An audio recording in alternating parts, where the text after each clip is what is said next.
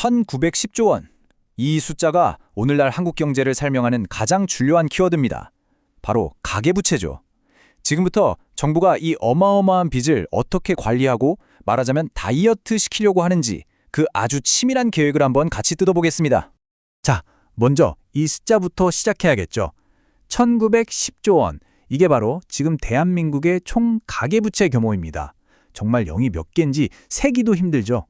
이게 어느 정도냐면요. 대한민국이라는 나라 전체가 1년 동안 정말 열심히 일해서 번 돈, 즉 GDP를 한 푼도 안 쓰고 몽땅 모아야 겨우 갚을 수 있는 그런 돈이란 뜻입니다. 말 그대로 경제가 빚의 무게에 꽉 짓눌려 있는 거죠. 그런데요, 이 엄청난 숫자가 끝이 아닙니다. 사실 여기엔 통계에는 잘 잡히지도 않는 아주 거대한 숨겨진 빚이 하나 더 있거든요. 네, 바로 한국에만 있는 독특한 제도, 전세입니다. 이건 뭐랄까, 집주인이 세입자에게 언젠가는 반드시 돌려줘야 할 돈이잖아요. 사실상 빚이죠. 근데 이 전세 보증금 규모가 무려 1,000조 원으로 추정됩니다. 이걸 더하면 실제 우리가 짊어진 빚의 무게는 정말 상상을 초월하는 수준이 되는 겁니다. 자, 그럼 이 부채의 성격을 좀 더 깊게 들여다볼게요. 모든 빚이 다 똑같이 나쁜 건 아니거든요. 핵심은 착한 빚과 나쁜 빚을 구분하는 거예요. 예를 들어 기업이 공장을 짓기 위해 대출을 받으면 이건 일자리를 만들고 경제를 성장시키니까 생산적인 부채라고 할 수 있죠. 반면에 소비를 꽁꽁 얼어붙게 만드는 수축적인 부채도 있습니다.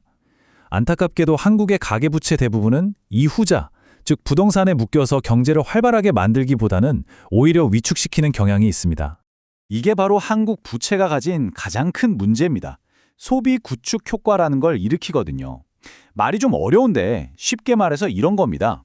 매달 월급 받아서 대출 원금이랑 이자 갚느라 바쁘니까 외식도 줄이고 쇼핑도 포기하게 되는 거죠. 결국 우리가 써야 할 돈이 시장에서 도는 게 아니라 전부 은행 금고로 빨려 들어가는 거예요.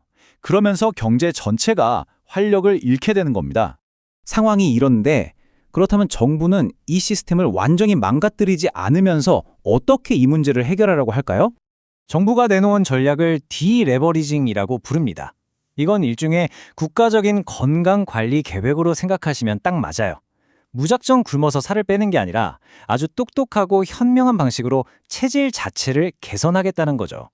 이 계획의 핵심 목표가 바로 이겁니다. 아이디어가 아주 간단하면서도 기가 막히죠. 경제라는 몸의 근육, 즉 GDP는 2.0% 성장시키고요. 빚이라는 지방의 증가율은 1.5% 이내로 꽉 묶어두겠다는 겁니다. 바로 이 그래프가 그 전략을 한눈에 보여줍니다.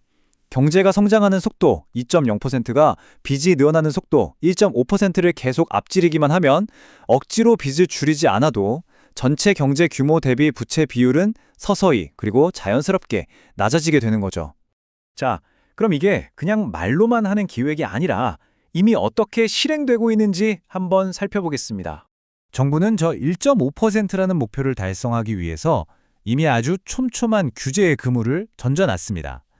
예를 들면 나중에 금리가 올라도 대출을 감당할 수 있는지 미리 따져보는 스트레스 DSR이라던가 아예 은행별로 1년에 내줄 수 있는 대출 총량을 정해버리는 강력한 총량 관리 같은 것들이죠. 하지만 만약 이런 조치들로도 부족하다면요. 사실 정부는 훨씬 더 강력한 카드를 하나 손에 쥐고 있었습니다. 그리고 바로 그 강력한 카드를 드디어 꺼내들 때가 온 것 같습니다. 바로 내일부터입니다. 이 부채 다이어트가 아주 중요하고 새로운 국면으로 접어들게 됩니다. 정부가 처음으로 빚이 늘어나는 속도를 늦추는 걸 넘어서서 아예 특정 사람들에게는 빚 감축을 강제하는 조치를 시행합니다.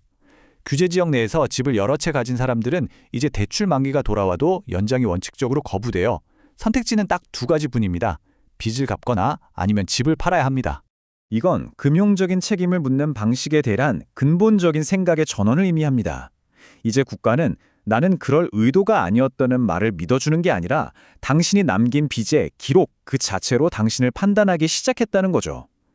이 새로운 시대에 우리는 어떻게 적응해야 할까요?